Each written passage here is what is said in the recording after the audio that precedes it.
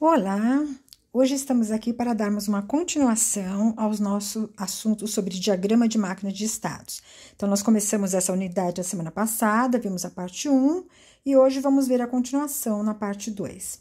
Então, revisando o que nós estamos falando, né? Estamos vendo agora a parte de modelagem de estados, onde nós vimos que os objetos de um sistema de software que a gente está considerando, eles podem possuir estados particulares em um determinado momento durante a vida dele dentro do sistema, tá? Esses estados são determinadas condições que ele tem. Vimos também que uma transição entre estados indica que um objeto mudou de um estado para o outro. Então, para passar de um estado para o outro, existe uma transição. Essa transição é que faz essa mudança. A transição, então, de um estado para outro, ela é determinada por eventos específicos que ocorrem no contexto do sistema. Então, um evento ocorre, existe essa transição e faz com que um determinado objeto passe de um estado para outro. E estados e transições de estado de um objeto constituem, então, o ciclo de vida desse objeto. Então, um determinado objeto, ele pode ter um ciclo de vida, onde ele tem um começo, né, dentro do sistema, ele muda de estados durante a execução dele, né, durante a vida dele, e num determinado momento ele pode até ser destruído, né. Outra coisa que nós vimos, então, é que para modelar a parte dos estados de um objeto, a gente usa o diagrama da máquina de estados, que na OML, né, é dada na versão 2.0. Esse diagrama, então, permite que a gente descreva o ciclo de vida desses objetos de uma determinada classe. Os eventos que provocam essas transições entre os estados e a realização de operações resultantes. Então, no diagrama, a gente consegue ver todo esse ciclo de vida, né? A gente consegue ver onde começa, onde termina, quais são os diferentes estados que ele tem, quais são os eventos que provocam essa mudança de estado, quais são as atividades que são realizadas dentro de cada estado e assim por diante. Então, é um diagrama muito importante porque ele define ajuda muito na outra fase do projeto, né, para a gente determinar várias coisas para o sistema. O diagrama de máquina de estados, então, ele visualiza o comportamento de um objeto por meio de um conjunto finito de transições de estado, ou seja, de uma máquina de estado, tá? Então, na parte 1, a gente já viu o componente chamado estado, né, que é a condição do objeto em um determinado momento. Então, ele está pronto, ele está inativo, ele está completo, bloqueado, né? São termos que a gente usa dependendo do objeto. Então, é a condição que ele se encontra em um determinado momento.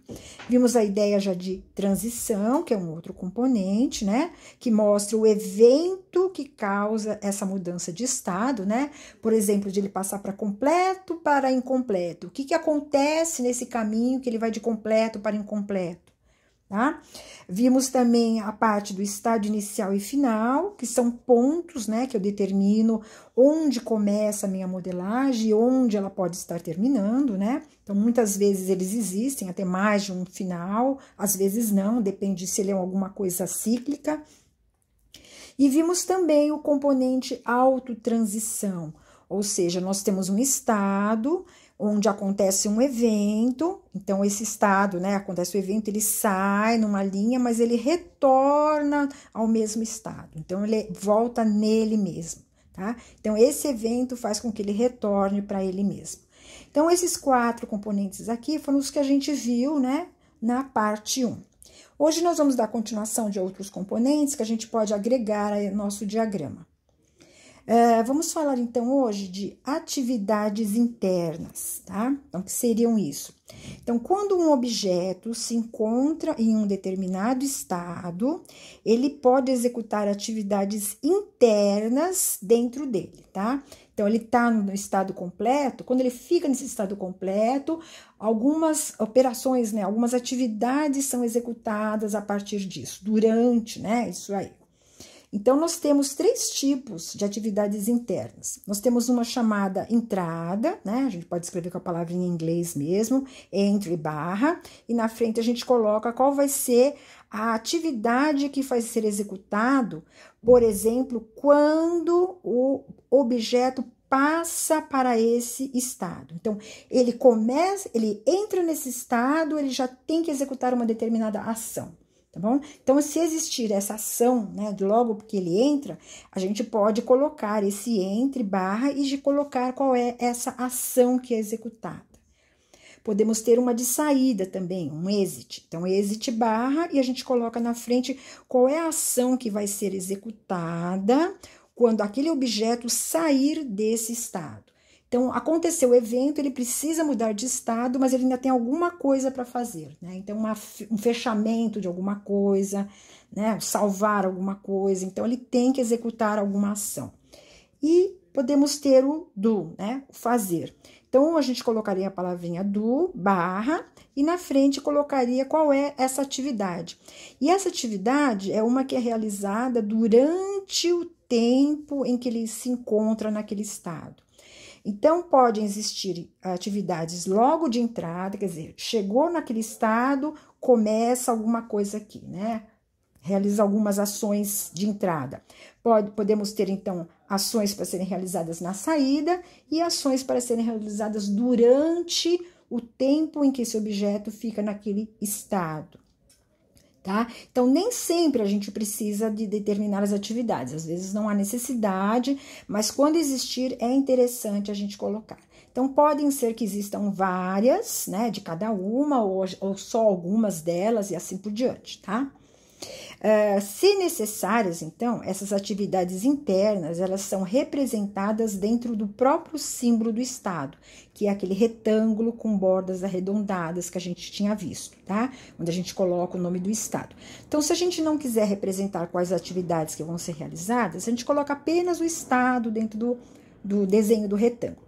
Mas caso haja essas atividades, a gente pode estar colocando, né? Desde que a gente pegue esse símbolo e divida ele, e numa segunda divisão a gente coloque esses estados. Então, aqui eu peguei até um exemplo que já tínhamos visto na parte 1, né? Onde nós temos aqui um aguardando pagamento, ou seja, um pedido foi feito, né? A ideia de um pedido, aqui o objeto pedido, ele pode estar no estado chamado aguardando pagamento. Então, se ele estiver no estado aguardando pagamento, eu posso ter uma ação logo de cara, que é uma ação de entrada. Então, eu coloquei a palavrinha entre, barra, e coloquei na frente qual é essa atividade que vai ser realizada, né? Seria, por exemplo, enviar dados à operadora. Ou seja, alguma coisa antes aqui aconteceu, algum evento, né? Por exemplo, o cliente, né, que está fazendo aquela compra, ele realmente não quer pegar mais nada, colocou concluído, vou entrar no pagamento, acertou todos os dados dele, colocou cartão e tudo mais, e entrou no aguardando pagamento. Então, se eu entrei nesse estado, eu provoco essa ação de entrada, envio dados à operadora sobre aquele pagamento. Aí fica parado aqui por um tempo, e quando acontecer o evento, né, chamado pagamento confirmado, né? Ou seja, a operadora confirmou realmente o pagamento, né? Então, temos até aqui uma cláusula de guarda. Isso nós já vimos na semana passada, né? A transição aqui, que é essa linha, a gente coloca aqui o nome do evento, entre colchetes a gente coloca a condição de guarda, ou seja, o pagamento é considerado confirmado quando existir a confirmação do cartão de crédito, é a minha condição de guarda. E eu posso até realizar uma ação aqui durante a transição. Por exemplo, eu envio um e-mail para o cliente dizendo que o pagamento foi confirmado, bom? Então, existiu esse evento, eu caio num novo estado aqui do meu pedido, que é o estado em expedição, tá? Então, saí de aguardando pagamento, vim para em expedição. Aqui dentro, eu coloquei um do, né? Ou seja, é algo que vai ser feito durante. Então, eu estou dizendo que durante, né?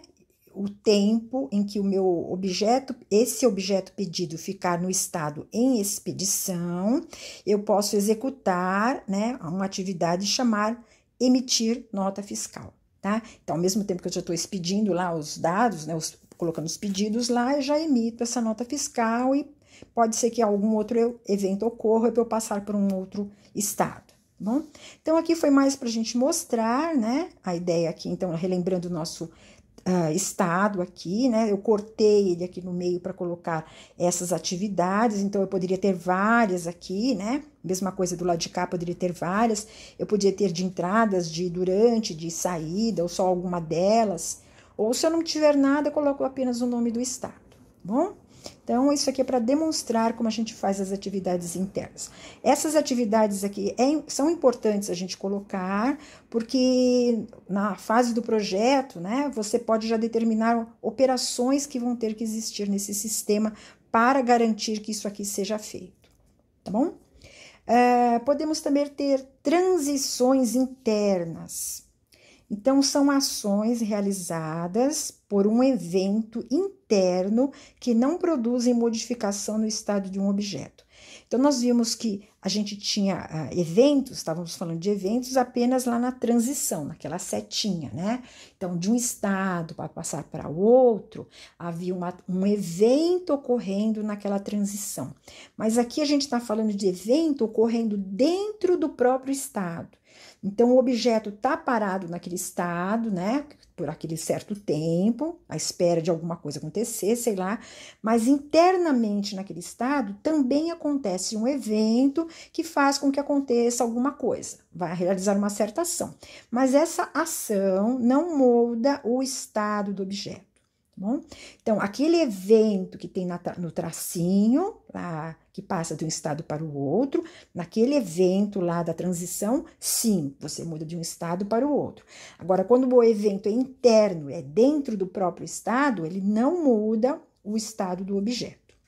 Ele pode ser, por exemplo, uma ação que será solicitada por uma das atividades internas que vão ser feitas dentro do próprio estado, tá? É representado, então, dentro do próprio estado. Então, a gente pode colocar a palavrinha event, para dizer que é um evento. Colocamos aqui entre os colchetes a condição de guarda, né? Para a gente especificar qual é o evento que aconteceu ali dentro daquele estado e qual é a ação que vai ser realizada, tá?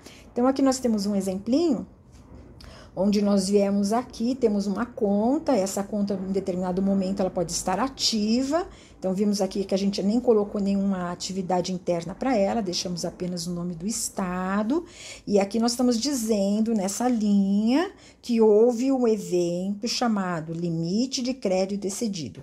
Então, se este evento acontecer, o meu objeto conta passa de conta ativa para conta bloqueada.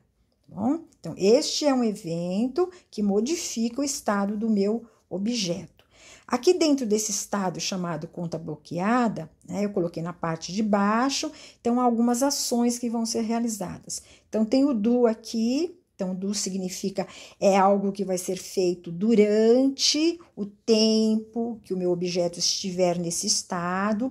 Então, aqui, por exemplo, enquanto a minha conta estiver bloqueada, é para realizar esta ação, bloquear cartão. Então, é algo que tem que ser feito, né, durante a condição de conta bloqueada. E coloquei um evento aqui, ó. Tá? Então, uma situação de evento. Então, se existir o evento cartão bloqueado, né? Porque eu acabei de executar aquela ação bloquear cartão, aí o meu cartão ficou bloqueado. Então, veja que cartão bloqueado também é um estado de um objeto cartão, né? Então, estamos até falando de um outro objeto. Então, se acontecer isso, eu vou avisar o cliente. Tá bom? Então, é a partir deste evento. Então, vejam que este evento aqui, cartão bloqueado, não modificou o estado desse. Eu não saí de conta bloqueada para ir para outra coisa, tá? Eu permaneço dentro de conta bloqueada. É um evento interno. Aqui sim, nessa seta, poderia para frente ter um outro evento de transição que mudasse o meu objeto conta bloqueada para, por exemplo, conta ativa de novo, para conta inativa e assim por diante. Bom, então aqui embaixo estou explicando que quando o objeto conta estiver no estado conta bloqueada, será executado durante esse estado a atividade bloquear cartão. E, ao ocorrer o evento cartão bloqueado, será realizada a ação avisar cliente, tá? Só para explicar o que está acontecendo ali dentro. Então, nós vimos agora que no estado a gente pode colocar operações. ou de entrada, ou durante, ou de saída, ou operações que são realizadas porque algum evento interno lá no estado aconteceu. Outro componente que a gente pode trabalhar é chamado um pseudo-estado, porque ele não é bem um estado, né? Um pseudo-estado de escolha ou seleção. Então, esse pseudo-estado é conhecido também como ponto de escolha dinâmico. Ele representa um ponto dentro do diagrama, né? Que mostra uma transição de estados, que eu estou numa transição, e dependendo de uma tomada de decisão, eu posso ir para diferentes estados. Então, eu estou num caminho, encontro aquela condição, avalio a condição e eu posso ir por um lado, por outro e para outros, tá? Diferentes caminhos. Então, ele utiliza condições de guarda, né? Então, a gente já viu que condições de guarda são aqueles textos que a gente coloca entre colchetes, que sempre indicam uma condição, né? Então, a gente pode também colocar essas condições de guarda para indicar as possíveis decisões. Para a gente especificar esse pseudo-estado de escolha, a gente usa o losango, né? A gente já usou isso no diagrama de atividades também. Então, aqui, por exemplo, eu estou vindo de algum lugar, né? Eu estou dizendo aqui que o meu curso, aqui eu estou falando do objeto curso, tá? Durante esse tempo aqui, o meu objeto curso está no estado em matrícula. Então, em matrícula significa que são alunos que vão lá, vão olhar as informações sobre o curso, vão se matricular, fazer o pagamento da matrícula e assim por diante, tá? É toda a fase do em matrícula. Então, aqui é bem um típico estado que fica, por exemplo, no caso aqui como é curso, a gente pode dizer, ó, durante o mês de setembro, de dia 1º até o dia 30, né, o curso está aberto para matrículas. Então, é um tempo, né, que dura isso daqui. Aqui nós colocamos, então, um evento dizendo que o aluno foi matriculado. Então, se acontecer o evento aluno matriculado, eu tenho aqui uma condição, né, que é o nosso losango, onde eu posso ir para 2 possíveis lugares. Ou seja, se o aluno se matriculou e o meu curso já está lotado, né, eu posso ir para o estado chamado fechado. Então, mesmo que eu ainda esteja dentro do período de matrícula, mas eu excedi a quantidade de pessoas que são permitidas dentro do meu curso, eu mudo para o estado fechado. Agora, se o meu aluno matriculado aqui ainda não, esse aluno que acabou de se matricular, não lotou ainda o meu curso, né, não está lotado, eu posso retornar aqui para o estado em matrícula. Né? Esse aqui é aquele caso do autotransição que a gente falou já na parte 1, né? Algo acontece, um evento acontece, mas eu retorno para o mesmo estado em que eu estava. Bom, então aqui foi mais para a gente mostrar. Eu poderia ter até uma outra saída para cá, para ir para um outro estado e assim por diante. Tá bom? Então, ele pode determinar caminhos possíveis que a gente pode ter dentro de um diagrama. Então, ele é bem interessante de se usar também. Então, aqui eu estou dizendo que o objeto curso se encontra no estado em matrícula e sempre que um aluno novo é matriculado, é verificado se já está com a lotação máxima atingida. Por exemplo, sei lá, 30 pessoas, né? Eu poderia até colocar essa condiçãozinha aqui junto para saber isso daí, né? Então, se sim, quer dizer, está lotado, eu mudo realmente de estado, né? O meu curso muda de estado e passa para o estado fechado. Se não, ele retorna ao mesmo estado em que estava e fica lá no em matrícula. Bom, então, esse componente aqui é bastante interessante. Outro componente, então, é o chamado superestado. O que é um superestado ou um estado composto, que a gente chama também, né? É um estado em que pode, dentro dele, existir 2 ou mais estados, né, que a gente chama até de subestados. Então, muitas vezes a gente coloca o estado lá e só ele tem uma linha muito geral, né? E dentro dele podem estar acontecendo outras coisas. Então, às vezes, para não ficar quebrando muito, a gente pode apenas desenhar o nome dele, né? E depois, em outro lugar, a gente pode estar até detalhando quais são esses itens que eu tenho dentro desse superestado. Então, aqui eu coloquei um exemplinho.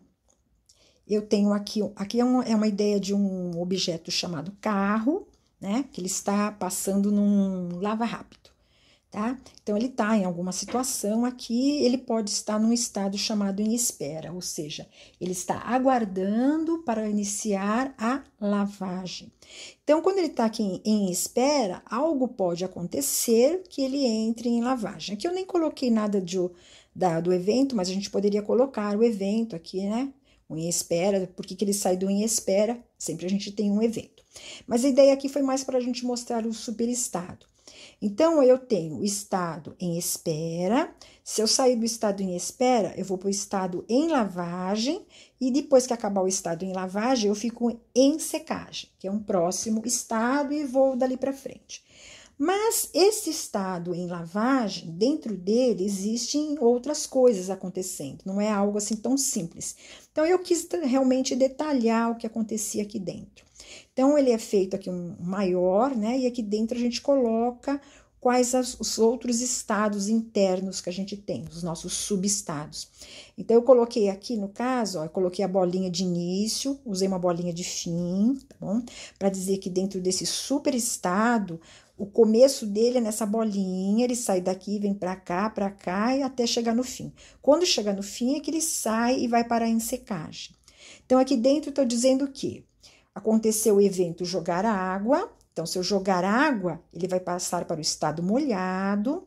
Se eu colocar um evento de colocar sabão nesse carro, ele vai passar para o estado de ensaboado, né?